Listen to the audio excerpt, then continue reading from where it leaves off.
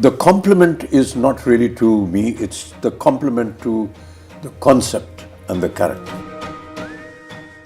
Hello everybody, this is Amitabh Bachchan and I'm privileged to have Nag Ashwin here, the director of KALKI. Full privilege. And it's 8 o'clock in the morning here in Mumbai. And I've just come back at about 3 in the morning after seeing KALKI for the third time. And just cannot explain the wonder and the experience that all my friends, we watched the film again. And so I thought that there are many aspects of the film, Nagi, which a lot of people put questions to. And in my mind also, there is a lot that comes to me when I think about KALKI. Explain not just to me, but to the audience in general, how you thought of. When we spoke to Priyanka and Swapna, they said, after the last film, they waited and asked you what you're going to do next, and you said, I don't know. And almost after a year or so, you went to them and said, I have something. And after that, Priyanka was saying that after hearing it, I couldn't sleep for a couple of days. And then she rang up Swapna and said, we have to start getting to work on this. So, what went through your mind and how did you conceive this? To be very honest, sir, I thought this story would be probably one of the last films I'll ever make. Like, I thought this would be my retirement film. But and we won't let you do that. Yeah, and I had like a smaller story, maybe something that was not as ambitious as this, that I wanted to start off with, and somewhere along the way, like those few months after Mahanati, I was coming across either articles or like some sort of videos about the Chiranjeevis or about some sort of a Mahabharata connect, and I was even seeing some articles where I was seeing that maybe some production houses in Bollywood were starting to think about Mahabharata or Ramayana and all of that at that time, and I had this story, I had a germ of this story already by then, and I was like, okay, so maybe it's time to bring this out of hibernation. And I took it out and I started living with it for a few weeks, and I realized that the energy that it would probably require to bring this to life and to bring it in front of people was something that I probably had now. And I don't think, to be honest, me, Swapna or Priyanka fully knew what we were getting into when we had that first narration. That's what they also said, they suddenly realized, oh my God, we need to start working on this now if this concept and this dream has to fructify.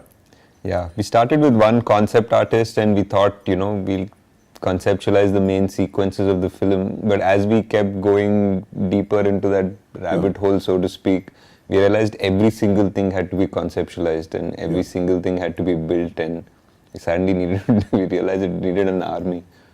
Yeah. You showed me a photograph of Ashwatthama, who has aged and is now fighting Bhairava. Yeah. Fighting Bhairava.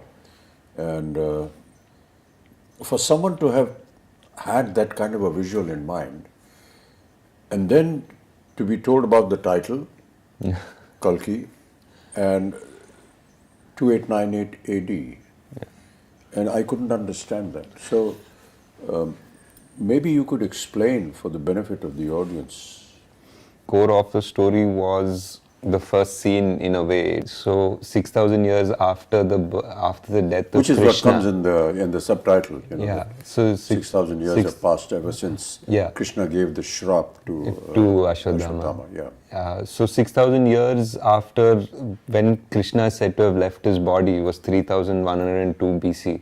So to speak. So exactly that would lead up to 2898. The story of Ashwatthama happens after the 18 days of the Kurukshetra. Yeah. It happens at the very end, like after the victory, after everything. This is probably 18 days of the war for Kurukshetra. Yeah. After the 18 days of the war, this is the last thing that happens in the Mahabharata, so to speak. The most important confrontation between the Pandavas and the last Kaurava, so to speak. Yeah. So I felt that this was the ending of this story sort of, but it's also the beginning of another story. Yes. And it doesn't finish. Like I feel it's not finished. We just, even in the Mahabharata, for what I have read, it just is like Ashwatthama is cursed and he walks into the woods. Like he leaves Krishna and Bhima and everybody aside and he walks into the woods. We don't know what happened to him. So that's like a starting of a story. Now I wanted to know, like, if this man is cursed and he has been witnessing this entire Kali Yuga, like that's the most interesting thought process. Like, because he is this ultimate warrior, but he's not interfering in the events of the Kali Yuga because he has a larger purpose. So I felt that it was audacious in a way for me to attempt to think that I'm finishing something that was left in the Mahabharata, but I was like, nobody's done it yet, so let's give it a shot. Yes. But why did you think like this, that I want to know what happened after that? Because in a sense, the Mahabharata ended at the end of the war after 18 days. Krishna gives this curse to Ashwatthama, end of matter. Yeah. But you said you thought, okay, what happened after that? I had really loved this dialogue in that first scene, sir. What we did, like after Ashwatthama says, kill me now, I'm ready. Yeah. And then Krishna says, no, death is not a punishment. And then we have a wide shot of this battlefield with hundreds and thousands of people who are dead. Yes.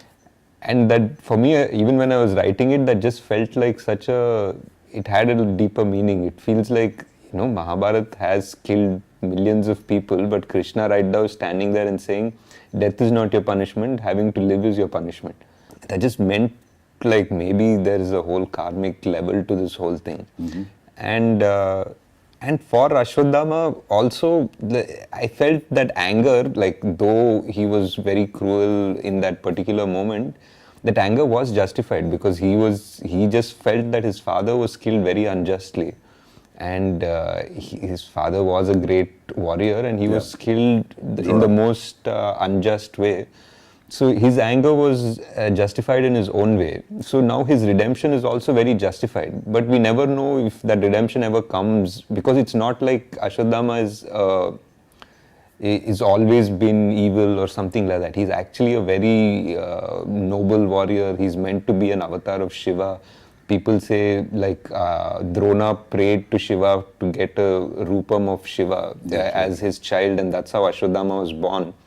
There's a beautiful, beautiful couple of pages in the Mahabharata that shows before Ashwatthama enters the Pandava camp to massacre the rest of the Pandava army, he sort of, Krishna had put out a barrier. He had put out like his magic in a way. He's put like the biggest celestial guardians around the camp, and he went back to the kingdom, and Ashwa came and he realized he can't cross those celestial guardians, and for that one time he became like a Rudra Roop, like he became Shiva. He entered one pyre and he came out like Shiva, and there's Kripacharya watching this and he became so scared, like he actually ran away from that scene because Ashwatthama was so terrible and so magnificent. So that character always intrigued me. Like, you can't have an avatar of Shiva who is the greatest, is the son of the greatest warrior, and not know how his story ended. So that was the point of evolution of the idea and thought of how to continue with this. Yeah. And he wasn't also like the most popular Mahabharata character, because from what we've usually exposed to in serials or books or anything, we know about the main ones. We rarely know much about Ashwatthama, but I feel he was multiple times capable of destroying the Pandava army if not for Krishna. Like there were astras that only he could use and only Krishna knew how to stop them. After 6,000 years. Yeah. You hear the words of Krishna saying, that when there is no water in the Ganges. And these were all very symbolic but very pertinent little things that kept coming up. How did you conceive that the futuristic world 6,000 years from now is going to be looking like this? There were a lot of things that we try to extrapolate, sir. Like, for example, there is massive drought now. There is clean air is already such a problem in so many places in China or even Delhi, for that matter, that buying air is going to become a common thing. It's actually become a common thing already. And the fact that physical currency is not going to exist has already happened. So a lot of things that when we started writing we thought were very futuristic have already happened by the time the film released. And we had to just try to understand that if there is no water and the biggest problem is fertility, I feel, like of man and of the soil. Like, those are the two biggest things that will change the world.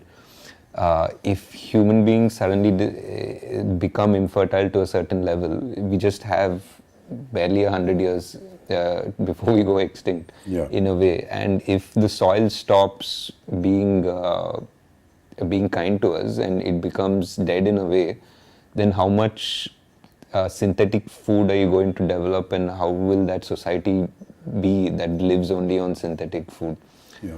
So those are the two big things we tried to explore, though we didn't have time to really get into the details of it, but that was the thought process.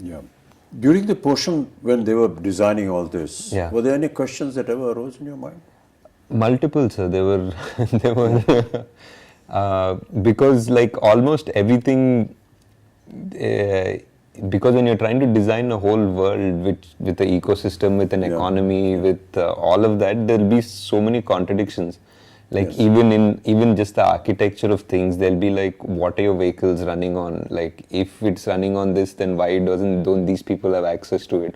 And what access does the complex have? So suddenly we're designing a whole world, right from the economy to its power systems to grid to like, what do people do? How are they making money? And is there a welfare system in this world?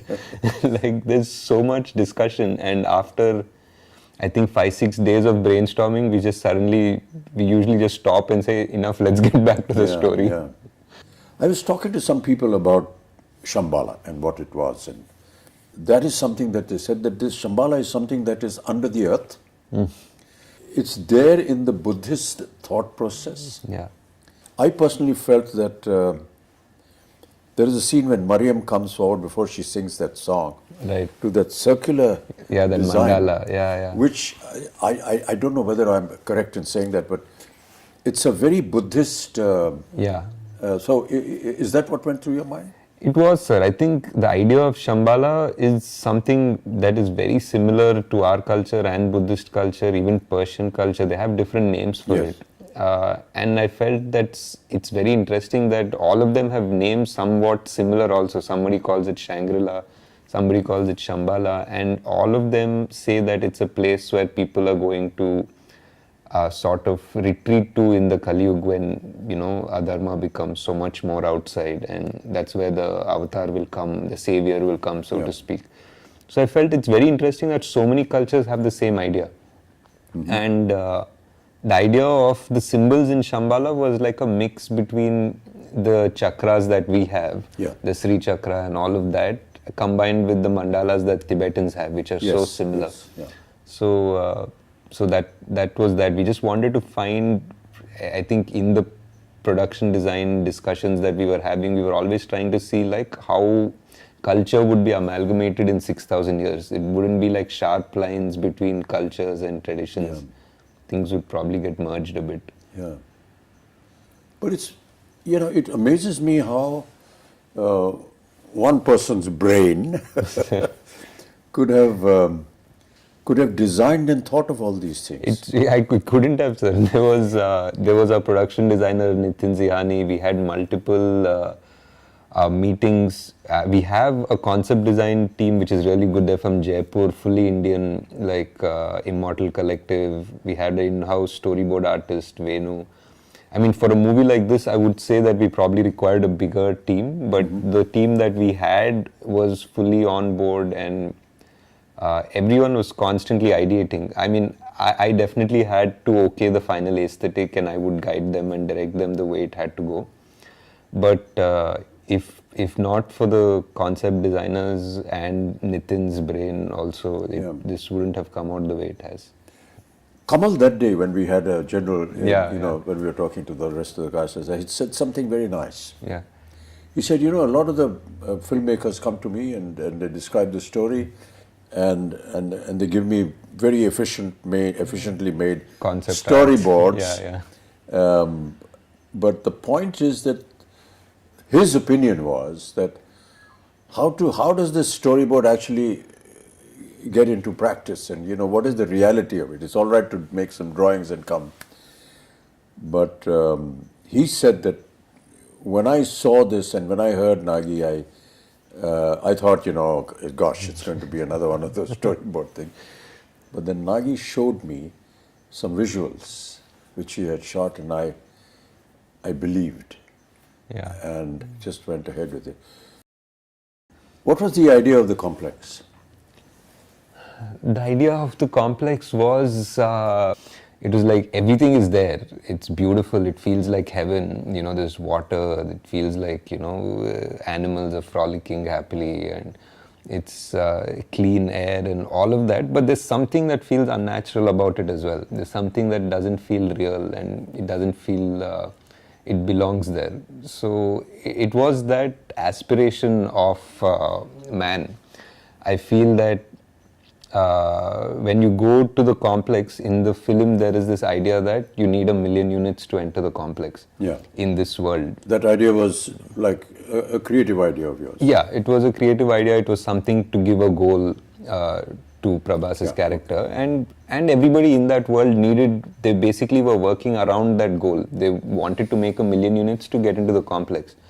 But my idea was that you can't make 1 million units by being straightforward.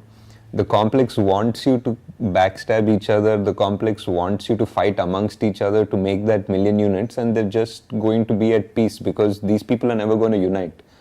That is what is happening in Kali Yuga, you know. Yeah, yeah.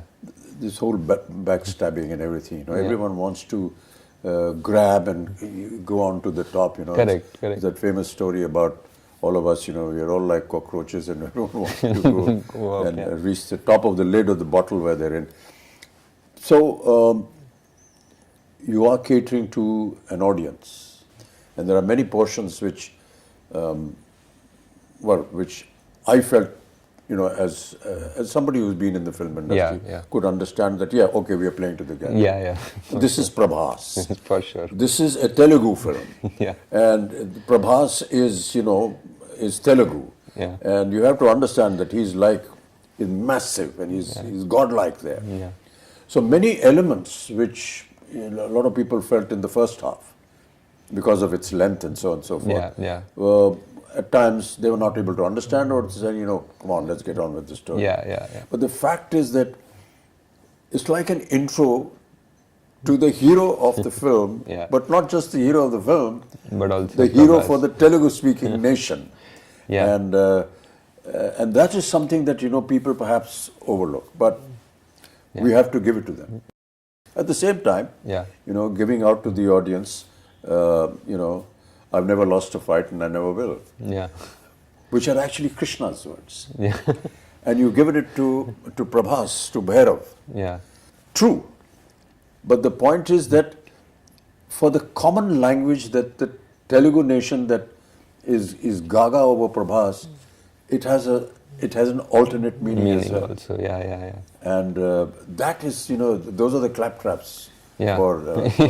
So it's. I just felt it was a wonderful amalgamation of playing to the gallery, yet not entirely submitting yourself to them. It was a tricky line, sir, for sure. That's a very thin line.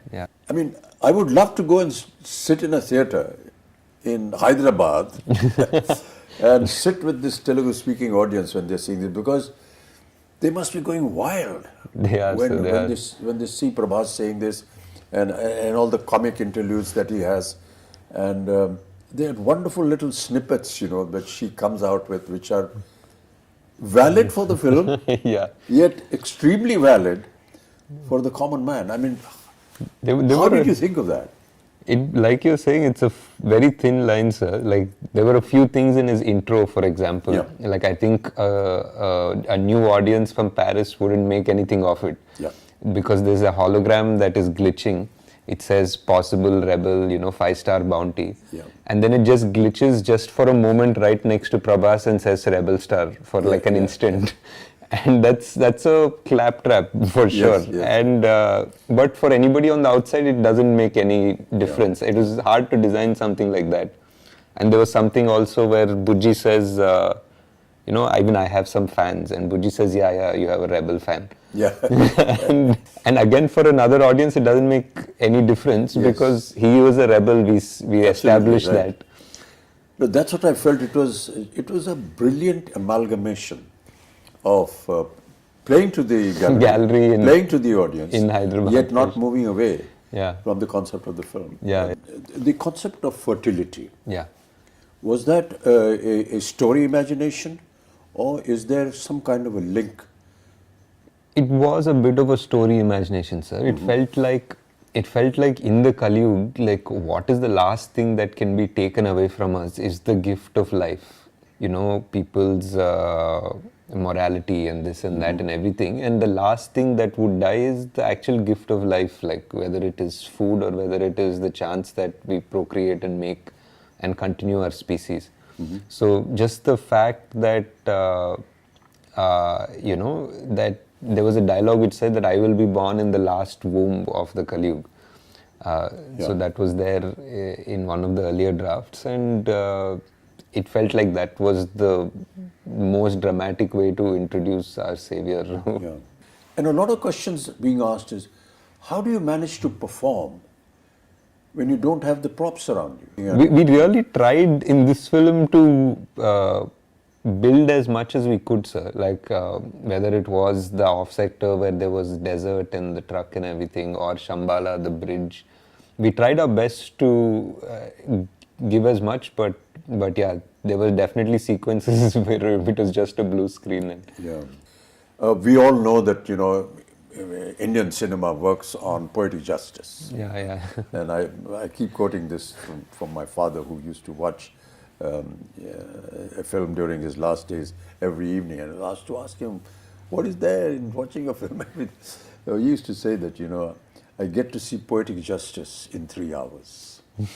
So during the length of the film, at the end of the film, there's poetic justice. To bring that kind of poetic justice Yeah. in Kalki, in the Mahabharata, is it going to be factual? Is it not? I mean, this we will discover in part 2. But did it ever cross your mind that, there has to be this aspect of poetic justice in the film? Definitely, sir. I think so. I think Ashwatthama's character itself is that idea of poetic justice. The way his character starts and the way it needs to finish. Yes. Yeah. There are many little things which, which were done and shown in the film. Yeah.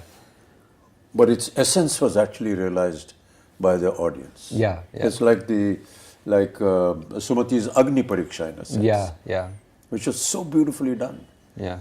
And we talk about Agni Pariksha, but we never visualized that it could be like this. Yeah. And you have the carrier of the next avatar go through this Agni Pariksha, which you show Sumati walking through this, ball of fire, and nothing happens to her. Yeah. Whereas when the fighters go through it, it doesn't burn up. Yeah. So, what was the thinking behind that? That is definitely one of my favorite sequences in the film, because it also parallelly brings in all the 3 characters. Like it brings in. It's a kind of a chastising of Sumati in a sense. Yeah, in a way. And Ashwa realizes at the same time, Bhairava at the same time. And for me personally, it was the reference of the Krishna and Vasudeva walking through the river in the Dwapar Yuga, like as the river parts for them. It felt like in the Dwapar Yuga, the water element parted for God to give him safe passage. And for me here, it felt that the fire element parted for God to give him safe passage. Yeah. So that was my thought process. Yeah. I mean, there were so many challenges, even from the point of view of, say, the DOP or the cameraman and everything. Yeah. You have an 8-foot giant, Yeah. and you have the rest of the cast here. Yeah. And there were so many times when we took hours, because how do you light up a place where you're going to see both the characters together. Correct. So my lighting is going to be different. Yeah. And my whole atmosphere is going to be different. My concept of looking down to talking everyone, And everyone's look. and everyone there. looking up to talk to me, and how we actually managed to do that. Yeah. You know, there were times when I was having this little stick poking out from behind me and saying, my face is not here, it's somewhere up there. And it was quite amusing, but how wonderfully it all sort of It all came together. Like how many times we had to do each shot 3 times or 4 times. Yes. Yeah. Even when I was writing, I always thought Kalki was 2 watches. Like it was a repeat watch. Like the first time you watch the film, you watch the film. And the second time you watch it with the perspective of having seen it again. So you see so many things in a new perspective almost. Yes. In a way, it's almost a new film the second watch. Yeah. So I always felt it was a 2-watch movie at the least, and it's great because I think we went for the evening show, like all of us, to see it, and on the first day, and by the evening show there were people who already knew the dialogue, so they were already watching it the second time. Yeah, I finished seeing it for the 3rd time last night. I'd really like you to just kind of summarize the whole experience before we end up talking. Yeah. Because we could just carry on, For a long time, yes, sir. I think for me, it was just, it was a dream definitely to put together this world and all of the influences and the stories that I've loved, and putting it together in a world in a coherent and an understandable and enjoyable way. And to see now, today, that dream has come true and people are actually agreeing to watch such a film and love such a film and accept it. It's not just, I think, just for us as a team that's been working on it for 3 years and the actors that have put in so much time to do it. It's not just a win for us, I feel. Yeah. I feel it's a win for the industry in a way, because like producers, actors, directors, writers now have a validation that they can think differently. Yes. Now they have a validation that they can greenlight projects which probably wouldn't have, because now there's a Kalki. Now there's a Kalki, a producer will listen to a story that is a mytho or a fantasy or something. Yes, yeah. And an actor will be okay to greenlight a script. So I think we have moved forward in the right direction, and I'm very glad that Kalki was able to do something to have that change happen. Yeah. I just wanted to, I mean, we won't get a chance as often, so I just wanted to ask what in the scenes that you've done, like what were your favorite scenes in the film? Yeah. It's very difficult to pick one particular scene, you know, Nagi. Right. Yeah, and I'm not just saying it because I'm a member of the cast and crew and it's our film, but quite honestly, you know, it's very difficult. Really, the purpose of talking to you, Nagi, was that. Yeah. That it's, yes, it is a film. Yes, it is make-believe. But it's make-believe. It's the belief that we want you to go and see, because it's been made with belief. And that belief is what is the strongest point that I feel in the film. And each time I see it, it's that belief. Yeah. I hope that, you know, the audiences will go and see this film with the kind of interpretation that Nagi, the director, had, and his vision, and the way he has explained the many aspects of the story. It's a film that anybody will identify with, because it's, you know, good over evil, and all our films are like that. Yeah. But to give it the depth and bring that mythological history, culture into the open and prove it, that is what was challenging for Nagi, and that is what I find he has been able to find victory in that challenge. So now we wait anxiously for part 2. For part 2. How is it all going to end? And so we look in great anticipation. Thank you, sir. Thank you. Thanks so much, Nagi. It's been wonderful talking to you. Sir, I know you don't like or appreciate this, but this is one of the few chances we have to thank you for all your patience. No, You know, And the whole country, sir, like whoever I speak to, Yeah. I know you've heard this already so many times, but it's just such a pleasure to see you in that avatar, in that role. Yeah. And so many people, I did a bunch of interviews yesterday and everybody just said, thank you for giving us this Amitabh yeah, Bachchan. it's a a huge fan fallacy, thing. actually. I don't I believe know it. you don't like any of No, it, sir. it's not a case of liking. I just feel that the compliment is not really to me, it's the compliment to the concept and the character. Also, And that speaks volumes about the film. It's not a personal, you know, okay, I like this star, Yeah. and he was good and he acted very well and so on and so forth. So Yes, sir. when they compliment a Prabhas or a Deepika and anyone else and Kamal, you're actually complimenting the concept of the director, Nagi, who was able to conceive and put together this story. It's all very well to go to an audience that's coming out of a theatre Yeah, and say, कैसी लगी film भैया? So they say, बहुत अच्छी film है यार उनसे नहीं समझ में नहीं आया ये नहीं हुआ.